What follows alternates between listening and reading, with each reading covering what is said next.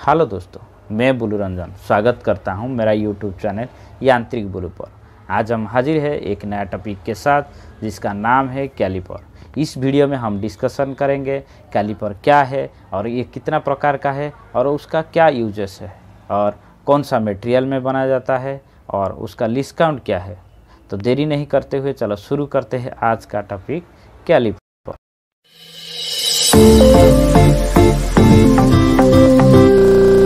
Caliper एक indirect measuring instrument है क्योंकि कैलिपर में कोई ग्रेजुएशन मार्किंग नहीं होता है, तो इसीलिए इसको डायरेक्ट मेजरिंग करके इसका रीडिंग हम निकाल नहीं सकते।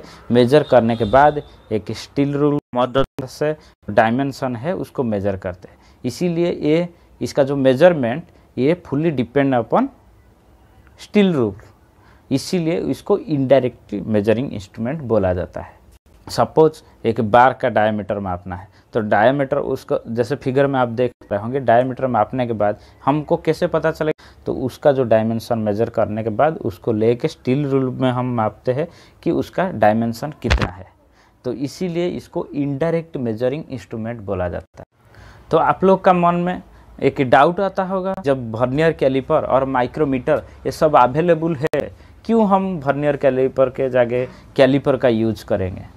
तो आपका डाउट में मैं क्लियर करता हूं, क्योंकि सपोज एक इंडस्ट्री में काम करते हैं, सब पढ़ा लिखा नहीं होते हैं, तो उनको ग्रेजुएशन कितना है उनको पता नहीं चलता है। सपोज एक मास प्रोडक्ट पाइप को निकाला जा रहा है कि पाइप का साइज़ क्या है, तो वो तो जो लेबर है उसको पता नहीं चलेगा कि वो इतना mm का है, तो हम लोग को उसको एक कैलिपर पकड़ा देंगे कि इतना साइज़ का, तो वो आसान से उसको माप सकता है, हाँ ये परफेक्ट है, उसमें थोड़ा लूज है तो उसको रिजेक्शन पीस में डाल देगा, टाइट है तो उसको रिजेक्शन में डाल देगा, जो परफेक्ट मेजरमेंट में आएगा उसको अलग वो करेगा। कि पढ़ा लिखा नहीं है उनके लिए ये आसान है, ऐसा नहीं है जो पढ़ा लिखा है वो भी ये यूज करते हैं, मगर ये जो है मतलब लेबर कास्ट के लिए सबसे कन्वीनियंट होता है। कैलिपर का प्रकार दो भाग में डिवाइड किया गया है। पहले उसका जो जॉइंट को लेके दो भाग में डिवाइड किया है और उसको जो लेग को लेके तीन भाग में डिवाइड किया गया है। उसका जॉइंट को लेके पहले एक फार्म जॉइंट और एक स्प्रिंग जॉइंट दोनों भाग में डिवाइड किया है। फार्म जॉइंट है जो रिवेट से मतलब फिक्स किया जाता है दोनों लेग को।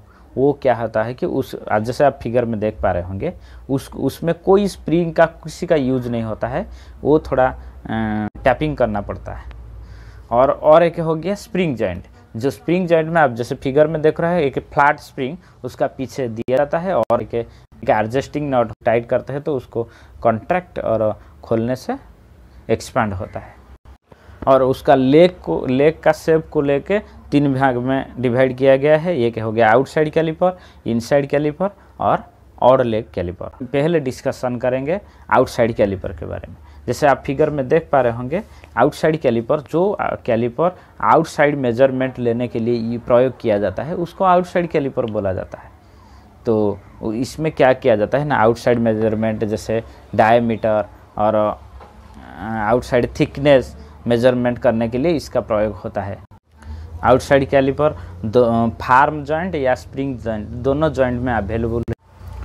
इनसाइड कैलिपर जैसे आप नाम से जान पा रहे होंगे, इनसाइड डायमीटर मेजरमेंट या इनसाइड डायमेंशन मेजर करने के लिए इसका प्रयोग होता है। जैसे आउटसाइड में क्या होता है, उसका लेग का बेंड आउटसाइड से इनसाइड तरफ बेंड होता है।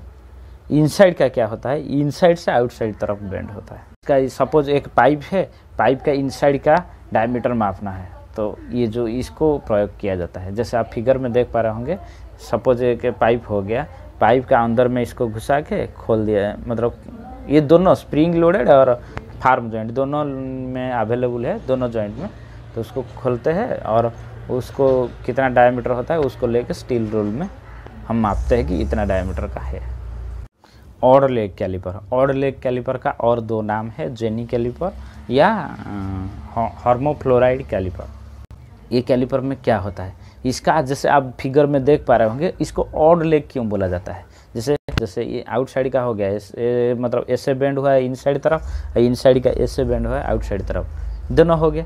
मगर इसका लेग देखो, एक है इनसाइड का जो लेग यूज होता है, एक लेग ऐसा ही है और एक ऑड लेग है, वो देखने से अलग है। ऑड लेग, उसमें एक पिन अटैच होता है। ऑड लेग कैलिपर क्या यूज किया जाता है? Draw parallel line. आप जैसे फिगर में देख रहे हैं, इनसाइड और आउटसाइड दोनों लाइन ड्रॉ करने के लिए ये यूज किया जाता है। जैसे मतलब उसका जो ऑड लेग है उसको लाइन ड्रॉ करने के लिए यूज होता है, और एक आउटसाइड जैसे है उसको साइड में रेफरेंस जैसे रखा जाता है, ऐसे खींचा जाता है, जैसे आप फिगर में देख पा रहे होंगे। पैरेलल लाइन ड्रॉ करने के लिए यूज किया जाता है। और सेकंड क्या है, इसको जो है कोई एक राउंड बार का सेंटर निकालने के लिए भी यूज किया जाता है। सब एक राउंड है तो इसका सेंटर हम कैसे निकालेंगे? हमको तो पता नहीं इसका सेंटर क्या है। तो इसका सेंटर निकालने के लिए हम क्या करेंगे, इस साइड से रह के एक आर्क खींचेंगे। पहले जो आर्क लेंगे वो या सेंटर से थोड़ा बड़ा लेंगे या छोटा लेंगे, जैसे लेने भी हो लेने दो, कोई दिक्कत। इस साइड से लेके एक आर्क खींचेंगे, इस साइड से लेके एक आर्क खींचेंगे, इस साइड से लेके एक आर्क खींचेंगे, इस साइड से लेके एक आर्क, और चारों जो है कनेक्ट किया है चारों को लेके क्रॉस लाइन खींच देंगे तो उसका सेंटर निकल जाएगा। ऐसा जैसे आप फिगर में देख पा रहे होंगे। ये मतलब सेंटर निकालने के लिए सबसे आसान जेनी कैलिपर या ऑड लेग कैलिपर होता है। स्क्राइबिंग लाइन कर्व्ड सरफेस, हम सपोज एक कर्व यू शेप कर्व है, जैसे आप फिगर में देख पा रहे होंगे। मैं इसको बोलेगा 10 mm सब 8 से 10 mm छोड़ के सब बना दो। सीधा होता था तो आप स्टील रूल में मार्किंग करके डाल देते थे, ये तो कर्व है, उसको कैसे करेंगे? इसमें भी जेनी कैलिपर का प्रयोग होता है। और एक्यूरेट और जेनी कैलिपर मेजरमेंट लेने के लिए, सपोज स्टील रूल में एक साइड में उसका बेड एंड को रख दिया और ऑड लेग को उसका ग्रेजुएशन मार्क में रख दिया, जैसे फिगर में आप देख, एक्यूरेट डायमेंशन ले सकते हैं एक्यूरेट डायमेंशन ले सकते हैं ऑड लेग कैलिपर में। तो ये तो सब हम तीनों आउटसाइड और इनसाइड और जेनी कैलिपर या ऑड लेग कैलिपर के बारे में क्या प्रयोग होता है उसके बारे में हम डिस्कशन कर दिए। इसके बाद आते हैं उसका साइज ऊपर। तो उसका साइज कैसे निकालेंगे? मैं आपको एक कैलिपर पकड़ा दिया, बोल दिया कि एक कितना mm का है, आप कैसे निकालेंगे? तो इसका जो साइज है, ये जो पिवट पॉइंट है या जो रिबेट पॉइंट, दोनों उसका सेंटर से टिप या लेग का जो पॉइंट होता है लास्ट एंड, वहाँ तक उसका जो लेंथ को उसका साइज भी बोला जाता है। ये नॉर्मली 150 mm, 200 mm और 250 mm में अवेलेबल है।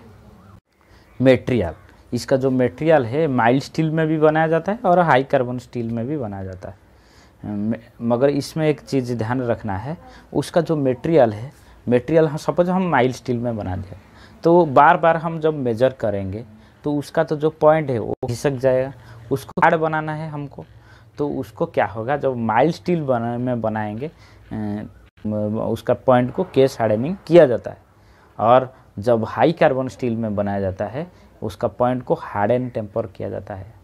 क्या किया जाता है? Harden and temper. याद रखिए, जब माइल्ड स्टील बनाया जाता है उसको केस हार्डनिंग किया जाता है, और जब हाई कार्बन स्टील में बनाया जाता है उसको हार्डन एंड टेम्पर किया जाता है। और एक वीडियो में मैं उसके बारे में हम डिस्कशन करेंगे कि केस हार्डनिंग क्या होता है। इस वीडियो में सिर्फ कैलिपर ऊपर फोकस कीजिए। इसके बाद आते हैं उसका accuracy fully depend upon steel rule का एक्यूरेसी। तो स्टील रूल का एक्यूरेसी 0.5 mm, तो इसका एक्यूरेसी हो गया कितना? वही 0.5 mm।